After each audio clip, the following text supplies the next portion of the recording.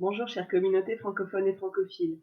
Bienvenue sur cette nouvelle vidéo qui s'intitule Manger et boire en Colombie-Britannique, partie 3, s'approvisionner. Ici nous allons voir où et comment trouver des produits alimentaires de qualité dans la province. Si ce n'est pas déjà fait, je t'invite à visionner en préalable les 2 premières vidéos de la série. Première vidéo, les réglementations alimentaires au Canada. Deuxième vidéo, les produits bruts en Colombie-Britannique. Alors, une bonne façon d'appréhender l'achat des produits alimentaires de qualité, c'est de se rendre sur les marchés. Et j'ai choisi voilà, d'illustrer cette partie sur les marchés avec celui de Granville Island, donc dans le centre de Vancouver, qui est un marché couvert à l'année, qui propose d'incroyables produits frais de l'océan et aussi du champ. Il est ouvert 7 jours sur 7. Par contre, concernant les autres marchés que tu vas trouver dans le reste de la province, la plupart sont ouverts uniquement de mai à octobre. Donc c'est peut-être un fait qui va te surprendre, parce que peut-être que dans ton pays d'origine, tu as l'habitude d'aller au marché tous les dimanches, quelle que soit la saison. Ici, voilà, ce n'est pas le cas. Donc prépare-toi psychologiquement à ne pas faire ton marché une bonne partie de l'automne et tout l'hiver. Et une partie du printemps en fait. Donc voilà. Et donc Granville Island, c'est un marché vraiment peut-être à l'image d'un Rungis, si on devait le comparer, voilà, à quelque chose qu'on connaît mieux à Paris. Vous pouvez trouver, j'ai envie de dire, tout ce que vous voulez, tous les produits que vous avez l'habitude peut-être de consommer dans votre pays d'origine, vous les trouverez. C'est un marché qui est international. Mais je tiens à te mettre en garde parce que ce que tu vois ici, par exemple, ces petits chocolats, il va être très difficile de retrouver ça à l'extérieur de Vancouver. Ok, le métier de chocolatier, il n'est pas du tout répandu comme tu peux le trouver en Belgique, en France, en Suisse ou ailleurs. En tout cas, ce marché est une réelle attraction touristique. Ensuite, le marché est un bon moyen donc d'aller voir les producteurs, mais il y a une façon aussi d'aller rencontrer directement le producteur chez lui, sur son lieu de travail. Donc c'est de se rendre directement dans les fermes et de pratiquer le U-Pick. Le U, donc il est écrit avec un U, mais c'est le U pour toi, et pick c'est ramasser, cueillir, donc c'est toi qui ramasses. Et c'est vraiment ludique comme activité, et ça permet voilà, de vraiment travailler de la terre à l'assiette. Donc pour les fermes qui le proposent, tu vas pouvoir aller cueillir les fruits, toutes sortes de fruits, mais également dans le même principe, tu peux aller récupérer à la ferme des œufs qui sont en libre accès, et puis tu mets l'argent dans une petite boîte à disposition au bord de la route. Et aussi dans cette catégorie U-Pick, tu vas pouvoir aller soit cueillir des fleurs ou soit directement choisir un bouquet en bord de route, fraîchement cueilli de la ferme. Donc voilà, tu vas peut-être pas avoir à aller chez un fleuriste parce que le marché des fleurs est vraiment développé ici et c'est très agréable d'aller prendre un bouquet de fleurs voilà, fraîchement cueilli. Tu sais aussi voilà, d'où viennent les fleurs. Le U-Pick se pratique aussi beaucoup avec les citrouilles à l'automne. Et par exemple, je peux te donner une petite entre guillemets astuce, c'est que voilà, un jour moi j'ai rencontré un arboriste qui faisait de la lavande française, donc je suis allée chez lui pour ramasser de la lavande, et j'ai vu qu'il avait des arbres fruitiers, des pommiers, des poiriers, des pruniers à perte de vue. Et je lui ai dit, alors ici vous faites le U-Pick?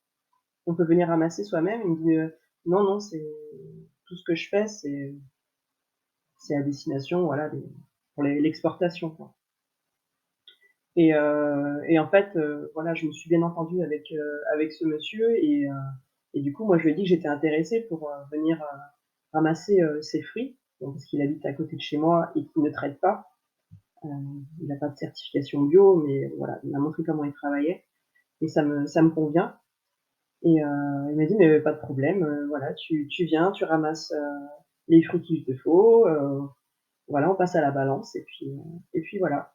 Et donc, il n'était pas officiellement ouvert au YouPick, mais voilà, de par le lien qu'on a pu tisser entre nos familles, j'ai pu instaurer un YouPick qui n'existait pas.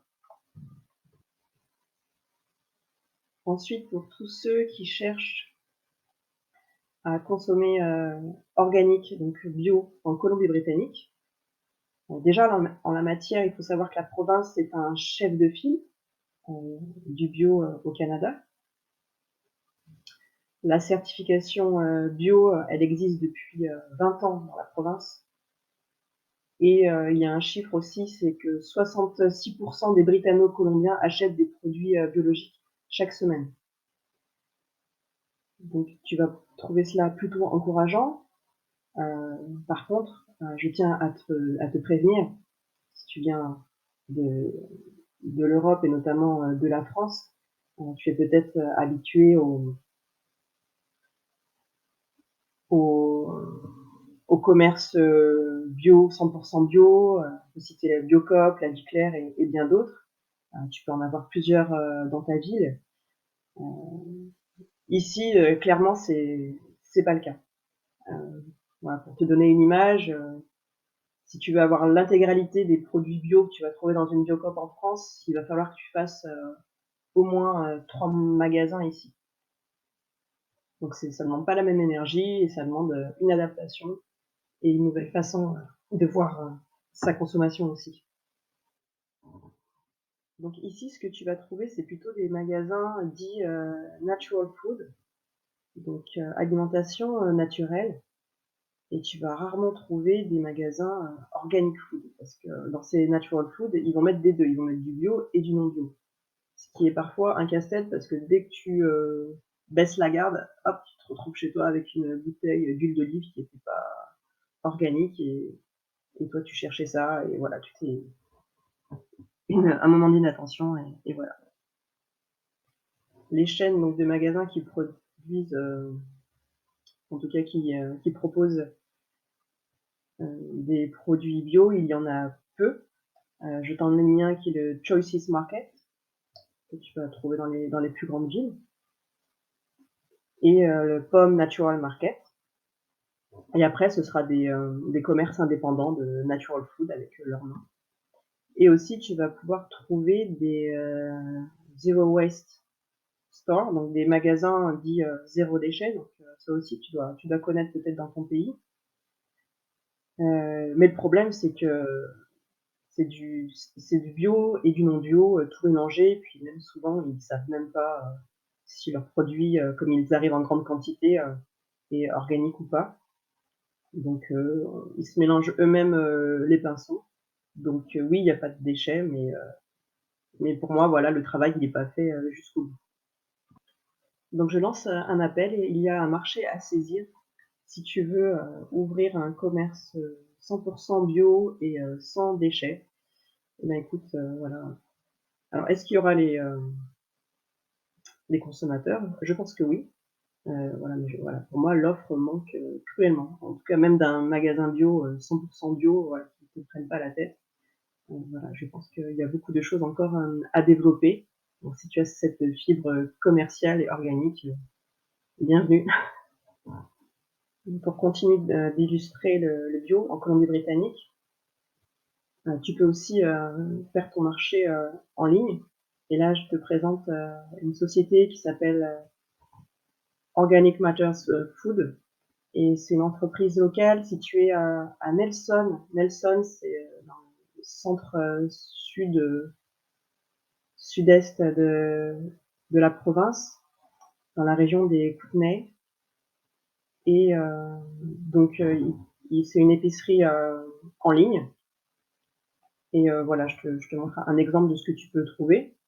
Ce qui est bien, c'est que les produits sont bien tracés, tu sais d'où ils viennent et tu as beaucoup de choix, mais bah, malheureusement, voilà, c'est tout dans du plastique. Donc là, voilà, il y a une case qui n'est pas cochée et puis ce sont que des produits secs.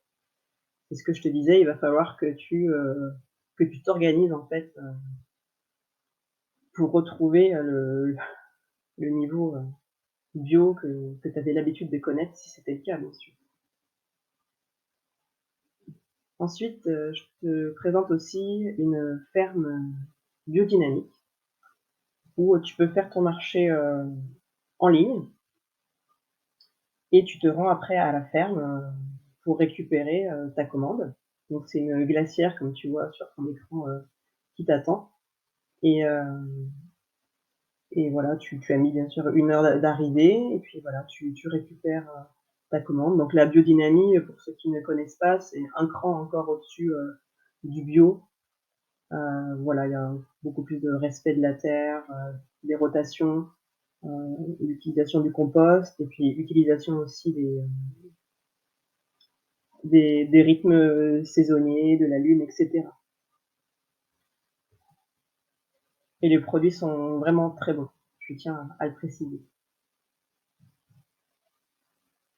Oui, tu vas trouver pas mal aussi de machines automatiques sur les sites des fermes directement.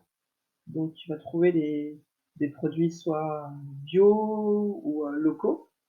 Euh, En fait, au départ, là, c'est un fermier qui vendait des œufs, puis petit à petit, voilà, il s'est développé, et puis il vend les produits locaux de sa région. Et donc c'est tout automatique, tu vois, c'est des grandes portes de frigo ou à air ambiant. Et puis ouais, tu passes sur cette machine et puis tu as fait un petit marché. Donc c'est voilà, une petite étape encore supplémentaire ou complémentaire, ça dépend. Et pour ceux qui, d'entrée de jeu, ont le mal du pays, donc là je te mets l'exemple pardon, de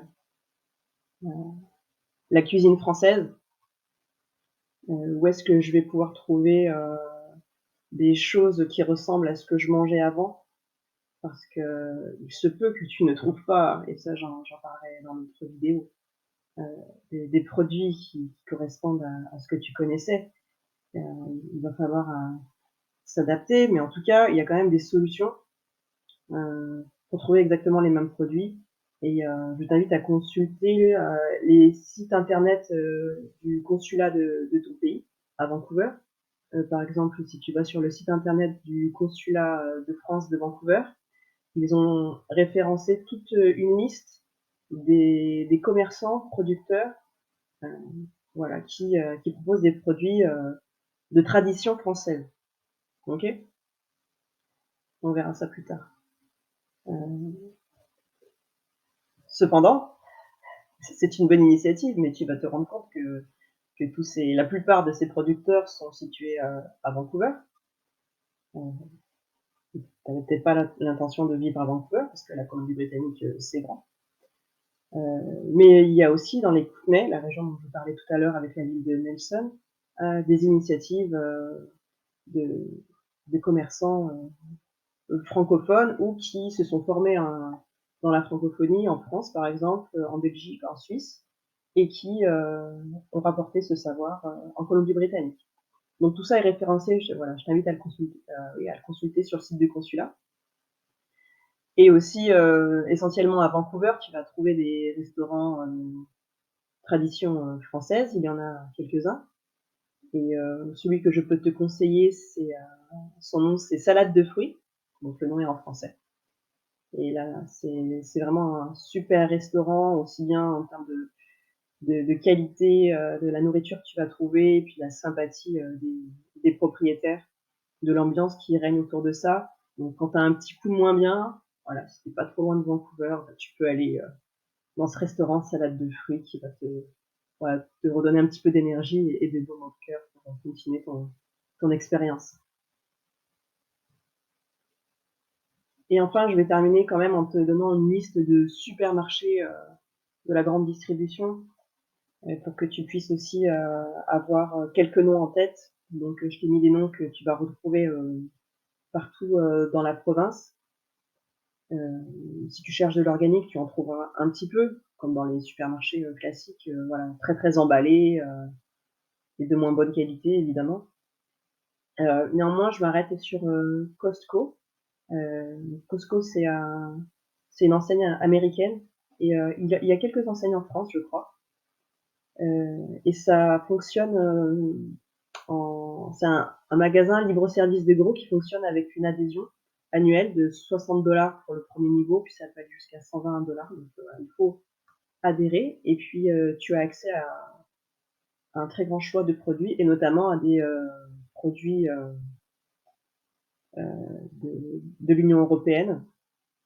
Et tu peux trouver des fromages. Donc là, je te ramène à la vidéo sur les réglementations alimentaires et sur le fromage au Canada, comment il est traité. Tu vas trouver des fromages pasteurisés, des meules de fromage entier qui vont arriver de France à 1000 $. Voilà. Et non, c'est pas une erreur, c'est des prix comme ça. La meule en entier, ce sera de 1000 $, mais j'ai vu des prix bien plus élevés que ça. Voilà, mais quand on est vraiment en manque, voilà, ça peut être une solution et la meule peut te faire quand même un petit moment. Mais pareil, je t'invite à aller voir ce site internet où tu vas trouver des produits de ton pays d'origine et puis aussi c'est là où tu vas trouver des produits de la mer, de l'océan, parce que dès que tu t'éloignes de Vancouver, c'est pas si simple que ça hein, de trouver des huîtres, des crustacés. Enfin, pour moi, c'est même quasiment impossible. Euh, si t'es pas voilà, à Richmond ou à Vancouver de trouver ce genre de produits. Et c'est à Costco où tu auras voilà, des produits de la mer. Je parle pas du saumon dans ce que je dis. Mais ça va être très cher. Voilà pour les supermarchés. Et puis bien sûr, tu auras plein de commerces indépendants qui font un super travail et qui te proposent des produits de grande qualité. Donc ça, ce sera en fonction de ta localisation. Voilà, je te remercie de ton attention. Si tu as des questions, n'hésite pas à me contacter. Et puis voilà, je te retrouve très prochainement pour parler enfin de gastronomie en Colombie-Britannique.